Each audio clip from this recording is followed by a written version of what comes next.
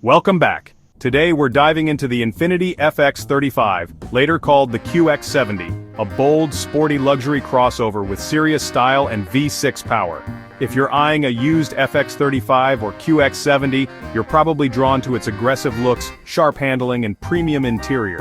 But before you buy, there are some key issues to watch for, potential pitfalls that could turn your dream car into a money pit. The FX35 was a radical departure from boxy SUVs, with its long hood, coupe-like roofline, and bionic cheetah design. It's tempting on the used market, lots of style, performance, and luxury for the money. But is it a smart buy? Let's break down the common issues, best years, and what makes this car unique.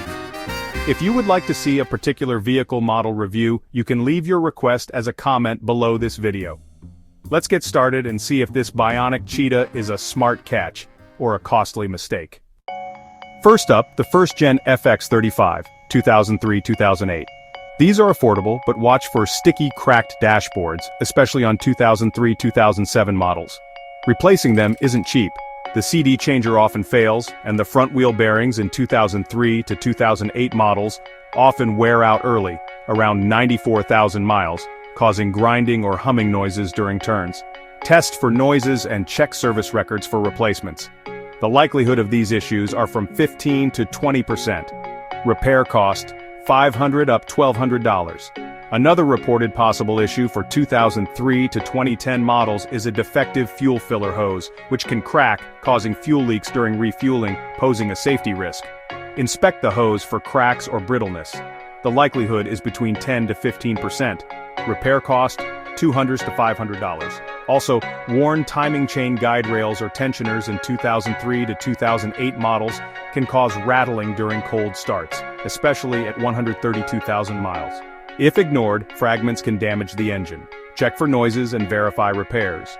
Likelihood, 10 to 15%. Repair cost, $1,000 to $2,500. Moving to the second gen, 2009 to 2012 model years, the big issue is the timing cover oil gallery gasket on 2009, 2012 V6s. If it fails, you risk catastrophic engine damage. Look for check engine lights and codes P0011 or P0021. Transmission issues can pop up. The 7-speed automatic in 2009 to 2012 models can shift roughly or slip, particularly in high-mileage vehicles. Test for smooth shifts and check for transmission fluid changes or reprogramming. The likelihood is between 10 and 15%, and the repair cost might go from $2,000 all the way up to $4,000. Electronics are another weak spot. Test all cameras, screens, and buttons. Tech is great until it breaks. Intelligent cruise control sensors in the bumper can fail or misalign, and fixing them isn't cheap. Across all years, rust is a concern, especially on subframes and wheel arches. Always check underneath for corrosion. The FX shares its platform with the Nissan 350Z, so rust-prone areas are similar. Don't ignore surface rust, but structural rust is a deal breaker. In summary, check the dash, electronics, transmission, and for rust. These are the big-ticket items. The repair might cost you from $800 to $2,000. If you spot any of these issues, negotiate hard or walk away. The right car is out there, but you have to be picky. Models from 2013 to 2017 got the new model name, which is QX70, but in reality you are looking at the good old FX35 accompanied by the same set of possible issues. Let's talk about mostly reported by consumers. Infotainment system glitches. Likelihood, 5 to 10%. Repair cost, $200 to $600. The InTouch infotainment system in 2013 to 2017 models can freeze or lose connectivity, affecting navigation or Bluetooth. Test all tech features during inspection. Driver's seat sliding issues. Likelihood is around 5%. Repair cost, $300 to $800. The driver's seat in 2013 to 2014 models may slide forward during hard stops due to faulty seat tracks. Test the seat during braking and check for repairs. Model years set the stage, but mileage is where the rubber meets the road. Here's what might pop up as the FX35/QX70 racks up the miles. 0 to 50,000 miles. Brake wear. Likelihood 10 to 15%. Repair cost $400 to $800. Performance-oriented driving eats brake pads and rotors, especially on AWD models. Check for squealing or vibrations when braking. Minor electrical issues. Likelihood 5%.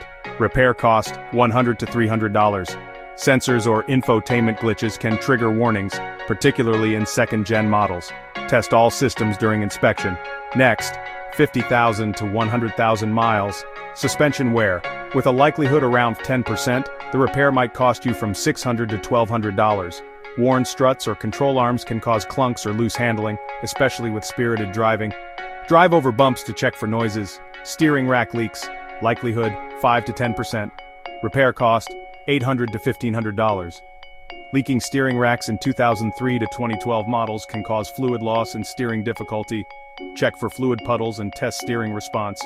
Moving to FX35/QX70 with 100,000 miles up to 150,000 miles. Transmission issues, likelihood, 10 to 15%. Repair cost, $2,000 to $4,000. First gen, 2003 to 2008. 5-speed automatics and second gen, 2009 to 2017. 7-speed automatics may show rough shifting or slipping. Test all gears and check fluid condition. Fuel system problems, likelihood, 5 to 10%. Repair cost, $300 to $1,000. Fuel pump or filler hose issues can cause hesitation or leaks, especially in first-gen models. Test acceleration and inspect for fuel odors. And finally, for those planning to buy Infiniti FX35 or QX70 with over 150,000 miles on it, you might get yourself ready for major repairs.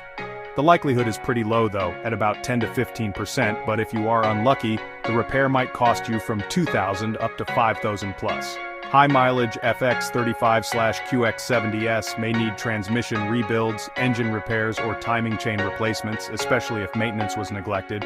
Budget for big fixes, though many last 200,000 plus miles with care, Despite the issues, the FX35 and QX70 are generally very reliable, especially compared to European rivals. Built on Nissan's robust FM platform, they use durable VQ Series V6s, just keep up with oil changes and use synthetic. These engines can easily surpass 200k miles if maintained, aside from the known gasket issue on some years. Transmissions are solid if serviced regularly. Ignore lifetime fluid claims and change it every 60k miles. The ride is firm, not plush. Test drive on rough roads to see if you can live with it. Cargo space and rear visibility are limited by the sloping roofline, so don't expect family hauler practicality.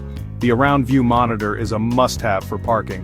Reliability depends on previous owners' service records are everything. Pay more for a well-maintained car.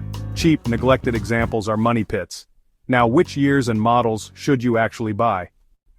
If you're on a budget, look for a 2006-2008 first-gen FX35. These have fewer dash issues and some interior updates.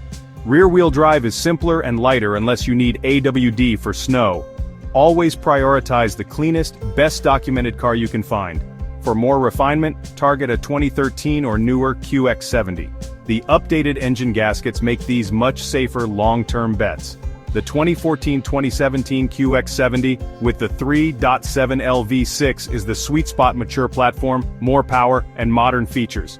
No matter the year, always get a pre-purchase inspection from a trusted mechanic. It's the best investment you'll make. Hidden issues can be expensive. The V8 FX45/FX50/QX75.0 are rare and fast, but more complex and costly to maintain. Best for enthusiasts with deep pockets. For most buyers, the V6 models offer the best mix of fun and reliability. Be picky, get it inspected, and you'll avoid most headaches. Now let's check out some of the FX's coolest quirks and features. This is where the car really stands out. The FX35/QX70 stands out with its long hood and coupe-like roof, true sports car DNA in a crossover. The engine sits far back for better weight distribution, just like a sports car. First-gen models have orange interior lighting and a signature analog clock, quirky, retro touches. The second-gen's around-view monitor was ahead of its time, making parking a breeze. Side cameras are housed in big pods under the mirrors, awkward but effective. Intelligent cruise control could handle stop-and-go traffic, which was rare back then. The front seats are supportive, with available heating and cooling and even power-adjustable bolsters on sport models. Optional quilted leather looks surprisingly high-end. Exterior side vents on the second gen are supposedly functional, reducing front-end lift, a fun, performance-focused detail.